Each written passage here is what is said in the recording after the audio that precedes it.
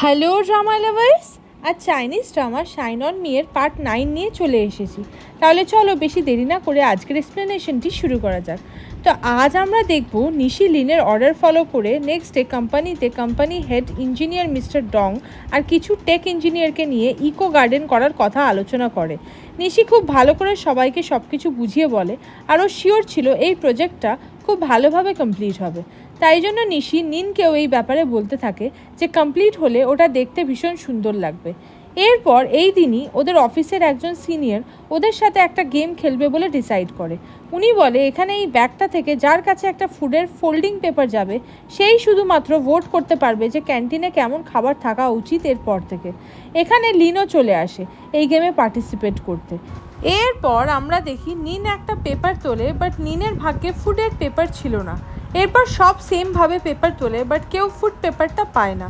তাই লাস্টে লিন আর নিশির মধ্যে চান্স থাকে যে কে ওই ফুড পেপারটা পাবে।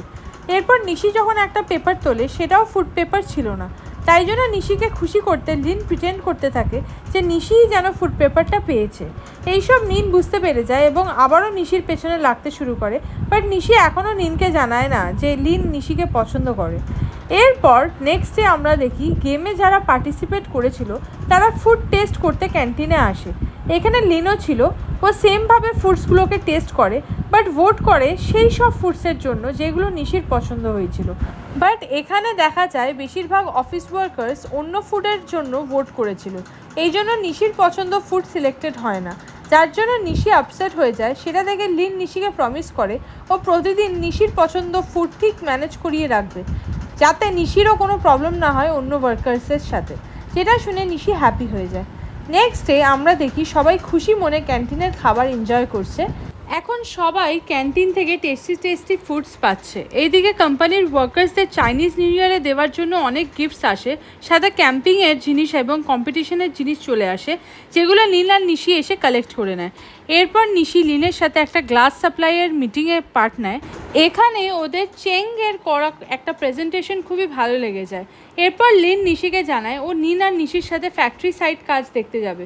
মাঝে মাঝে লিন নিশির থেকে রেগুলার লাইফে কী চলছে জানতে চাইতো, যেটা দেখে বোঝা যাচ্ছে ওরা দুজন একে অপরের ক্লোজে আসতে শুরু করেছে।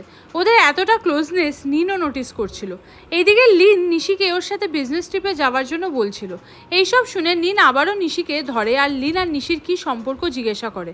ফাইনালি নিশি আর কিছু না লুকিয়ে বলে ফেলে যে লিন ওকে পছন্দ করে আর হয়তো নিশিরও লিনকে পছন্দ হচ্ছে আস্তে আস্তে।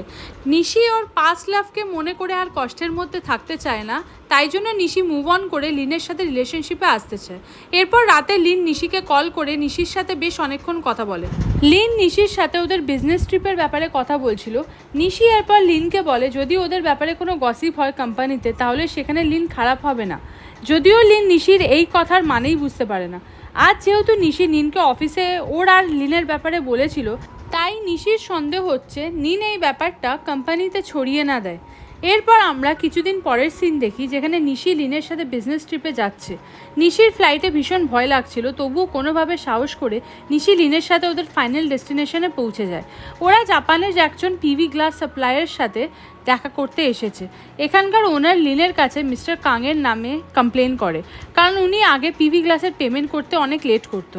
যেটা শোনার পর লিন পিভি গ্লাস সাপ্লাইয়ের ওনারকে ভরসা দেয় আর বলে আর কখনো এমনটা হবে না, কারণ মিস্টার কাং এখন ওদের কোম্পানিতে আর কাজ করে না। কোম্পানির টাকা এদিক ওদিক হওয়ার জন্য আমাদের ওনার ওপর সন্দেহ ছিল। মিস্টার কাংয়ের পোস্টে এখন চেং আছে যে নিজের কাজকে খুবই রেসপেক্টের সাথে করে। লিনের কথা শুনে পিভি গ্লাসের সাপ্লাইয়ের ওনার অনেকটা ভরসা পায়। এখানে এসে নিশি পিভি গ্লাসের ফ্যাক্টরির পাশে একটা ইকো গার্ডেন দেখতে পায়, যেটা নিশির খুবই পছন্দ হয়। এরপর আমরা দেখি ওরা হোটেলে ফেরার সময় কারের মধ্যে বসে ওরা প্রোডাক্টসের ডিলের ব্যাপারে কথা বলছিল। এখানে নিশি ওদের সবাইকে ভিচ্যাট ডাউনলোড করতে বলে, যেই অ্যাপটা 2012-এ নতুন লঞ্চ হয়েছিল। এরপর হোটেলে এসে নিশি আর চেং একই রুমে চেক ইন করে। রুমে ঢুকতেই লিনের থেকে নিশির কাছে এসএমএস যায়, যেটা দেখে নিশি লিনের থেকে ওর স্পা ভাউচারটা চায়, কারণ লিন শুধু ওটাকে রেখে কী বা করবে। তার থেকে ওটা দিলে নিশি আর চেং গিয়ে স্পা নিতে পারবে। যেটা শুনে লিন নিশিকে আর কিছু বলে না আর ভাউচারটা দিয়ে দেয়। এরপর আমরা দেখি লিন আর নিশি শপিংয়ের জন্য যাচ্ছে, যেখানে ওরা দুজনেই দুজনের জন্য খুব ভালোভাবে রেডি হয়েছে দুজনকে ইমপ্রেস করার জন্য। নিশি লিনের সাথে একটা মোবাইলের শোরুমে আসে, কারণ নিশির পুরনো ফোনের মেমোরি ফুল হয়ে গেছিলো, তাই নিশি নিউ ফোন নেবে। এখানে শপের ওনার নিশি আর লিনকে কাপল মনে করছিল, তাই নিশি ওনাকে ক্লিয়ার করে যে ওরা কোনো রিলেশনশিপে নেই। এরপর নিশি নিউ ফোনে পুরনো ফোন থেকে কন্ট্যাক্ট শেয়ার করে নেয়, বাট নিশি কোনো ফটোজ শেয়ার করে না, যেন মনে হচ্ছে নিশি ওর পাস্টকে পেছনে ছাড়তে চাইছে। এরপর নিশি যখন ভিচ্যাট ডাউনলোড করে তখন ওর কাছে ফার্স্ট ফ্রেন্ড রিকোয়েস্ট লিনের থেকে আসে, যেটা নিশি অ্যাকসেপ্ট করে নেয়। এরপর নিশি যখন রুমে চ্যাংয়ের সাথে দেখা করতে আসে তখন ও লিনের সাথে বাইরে ঘুরতে যাওয়ার কথাটা চ্যাংয়ের থেকে লুকানোর চেষ্টা করে, বাট চ্যাং অলরেডি বুঝে গেছে ওদের মধ্যেকার কানেকশন। চ্যাং নিশিকে অনেক ভেবেচিন্তে ডিসিশন নিতে বলে, কারণ পাস্টে চ্যাংও নিশির মতো সিচুয়েশনে ছিল, যেখানে একজন বড় লেভেলের পার্সনের সাথে ওর ভালোবাসার সম্পর্ক হয়েছিল, বাট সেখানে চ্যাংকে ভুল নজরে দেখা হচ্ছিল, যার জন্য চ্যাংকে ওর জবও হারিয়ে ফেলতে হয়। তাই চ্যাং চায় না নিশির সাথেও এমন কিছু হোক ফিউচারে। নিশির লিন আর নিজের ওপর ভরসা ছিল, আর ওরা ডেট করলে ওপেনলি করবে, যাতে অফিসের সবাই সেটা বুঝতে পারে। নিশি চ্যাংকে বলে চিন্তা না করতে, নিশির সাথে এমন অলরেডি কলেজ লাইফে হয়ে গেছে, তাই ও বুঝতে পারছে চ্যাং ওকে প্রোটেক্ট করার চেষ্টা করছে। নিশি বুঝতে পারছে চ্যাং ওর ভালো চায়, তাই নিশি চ্যাংকে বলে চ্যাংয়ের সাথে এমন ঘটনা যাতে আর না ঘটে সেটা নিশি দেখবে, কারণ চ্যাং নিশির বড় দিদির মতো। যেটা শুনে চ্যাং খুব খুশি হয়। নিশি চ্যাংকে বলে এখন আমার দুটো ফোন, তাই পুরনো ফোনটাকে দেখে মনে হচ্ছে ওটা সুয়াং, আর নিউ ফোনটা হলো লিন, যে নিশিকে খুব খুশি রাখছে। যেটা শুনে চ্যাং হাসতে শুরু করে। এরপর নিশি যখন লিনের সাথে হোটেল এরিয়াতে ব্রেকফাস্ট করছিল, সেখানে ও লিনকে জানিয়ে দেয় যে চ্যাংকে ও কাল রাতে ওদের মধ্যে হতে চলা রিলেশনশিপের কথা জানিয়েছে। যেটা শুনে লিন ভীষণ খুশি হয় আর বলে তাহলে কিছুদিন পরও চাইলে ওদের রিলেশনশিপটাকে অফিসিয়ালি জানাতে পারে। এরপর ওখানে যখন চ্যাং অন্য একজন এমপ্লয়ির সাথে ব্রেকফাস্ট করতে আসে তখন লিন ওদের ফ্লাইট ধরে সাংহাই চলে যেতে বলে। যেটা শুনে ওরা অবাক হয়, কারণ লিন আর নিশিরও ওদের সাথেই যাওয়ার কথা ছিল, বাট লিনের প্ল্যান যে ওর নিশির সাথে এখানে একটু আলাদাভাবে টাইম স্পেন্ড করবে। লিনের এই ইশারা চ্যাং বুঝে যায়, এই জন্য চ্যাং নিশিকে বাই করে অন্য এমপ্লয়িকে নিয়ে ওই দিনই সাংহাইতে ফিরে যায়।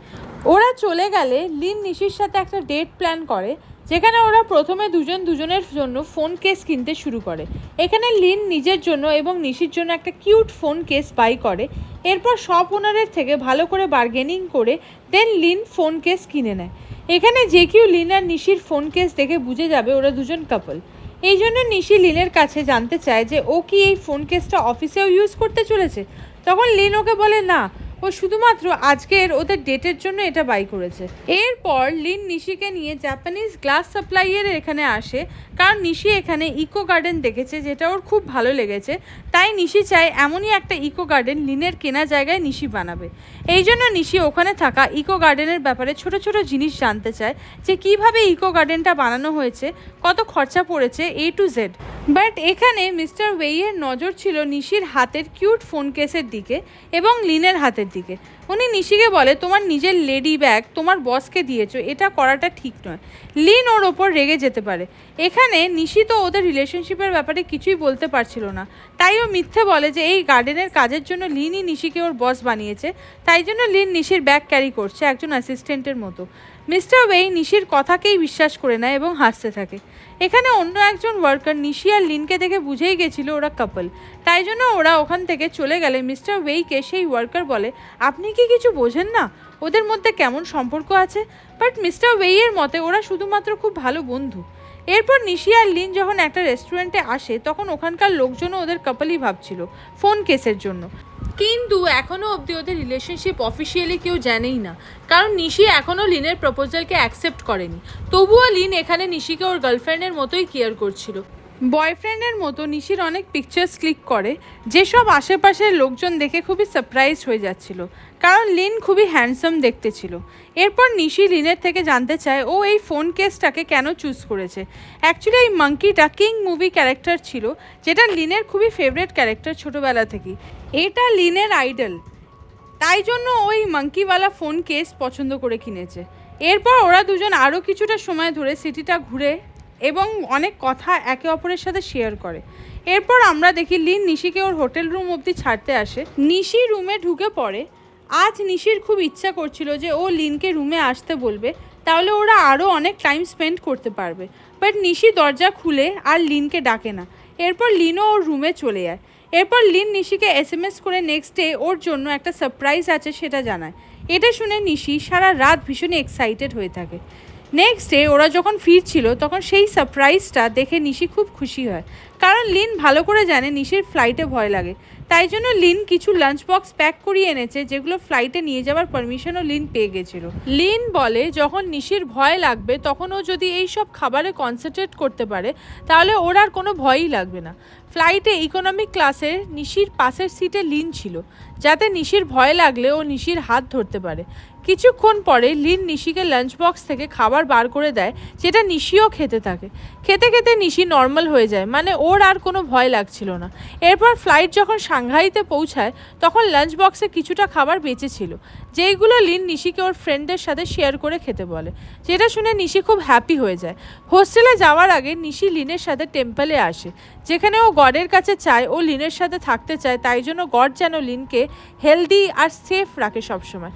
টেম্পল থেকে বেরোলে লিন নিশির থেকে ওর করা উইশ জানতে চায়, বাট নিশি লিনকে কিছুই জানায় না। নেক্সট সিনে আমরা হুয়ায়া ব্যাংকের সিন দেখি, যেখানে ওরা একটা বড় নিউজ জানতে পারে যে কিছুদিন আগে মিয়া শুয়াংকে রং প্রুফ করার জন্য ব্যাংকের বসকে যেই কোম্পানিতে টাকা ইনভেস্ট করতে বলেছিল সেই কোম্পানিকে ফ্রড ডিক্লেয়ার করা হয়েছে।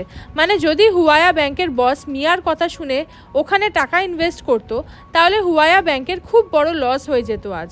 শুয়াং আগেই ওই কোম্পানিতে ইনভেস্ট করার কথা মানা করেছিল, এই জন্য বস শুয়াংয়ের রিসার্চের অনেক তারিফ করে। এখানে মিয়া ওর ভুল ডিসিশনের ওপর খুবই এম্বারেসড ফিল করছিল, তাই মিয়া একটা ব্রেভ আর রেসপন্সিবল মেয়ের মতো শুয়াংয়ের থেকে ক্ষমা চেয়ে নেয়, কারণ মিয়া নিজের ভুল রিসার্চকে ঠিক দেখানোর জন্য শুয়াংয়ের ঠিক রিসার্চকে ভুল প্রমাণ করতে চেয়েছিল। ওর এই কম্পিটিটিভ পার্সোনালিটির জন্য আজ ব্যাংকের খুব বড় লস হয়ে যেত। যদিও শুয়াং মিয়াকে ক্ষমা করে দেয় আর বলে ওর কাছে এই ব্যাংকের সব এমপ্লয়ি ওর বাড়ির লোকের মতোই, তাই ফ্যামিলির লোক কিছু ভুল করলে ক্ষমা করাই যায়। মিয়া শুয়াংয়ের এই অ্যাট্রাকটিভ নেচারের প্রতি খুবই ইমপ্রেস ছিল, এই জন্য মিয়া ব্যাংকের কিছু এমপ্লয়ি আর শুয়াংকে ডিনারের জন্য বলে। ডিনারের সময় মিয়া শুয়াংয়ের সাথে অনেক কথা বলছিল, মানে মিয়া হয়তো শুয়াংয়ের ব্যাপারে জানতে ইন্টারেস্টেড হতে পারে শুয়াং মিয়ার ক্রাশ এখন থেকে। নেক্সট সিনে আমরা দেখি শুয়াংয়ের ভাই শুয়াংয়ের ফ্রেন্ডদের সাথে একটা ফটো খুঁজে পায়, যেটা হলো ওদের গ্র্যাজুয়েশনের সময়ের তোলা। এরপর শুয়াং অনেক ড্রাঙ্ক করে বাড়িতে ফেরে, ওর ভাই শুয়াংকে সোফাতে উঠিয়ে বসায়। এখানে শুয়াং ওই ফটোটা দেখতে পায়, যেখানে নিশিকে দেখে শুয়াং খুবই ইমোশনাল হয়ে যায়। শুয়াং বলে আজ যদি নিশি ওর গার্লফ্রেন্ড হতো তাহলে ওর লাইফ এতটা মেস হয়ে থাকতো না। শুয়াংয়ের ভাই শুয়াংকে এতটা কষ্ট পেতে দেখে ওর খুবই খারাপ লাগে ওর দাদার জন্য। ও ভাবে হয়তো শুয়াং নিশিকে খুবই মিস করছে। সো হাই ড্রামা লাভার্স, এখানেই এই পার্টটা শেষ হলো। এই ড্রামার নেক্সট পার্টের নোটিফিকেশন পেতে প্লিজ চ্যানেলটিকে সাবস্ক্রাইব করে রেখো, যাতে পরের পার্টের নোটিফিকেশন সবার আগে তোমরা পেয়ে যেতে পারো। তো দেখা হচ্ছে এই ড্রামার নেক্সট একটা পার্ট নিয়ে। বাই।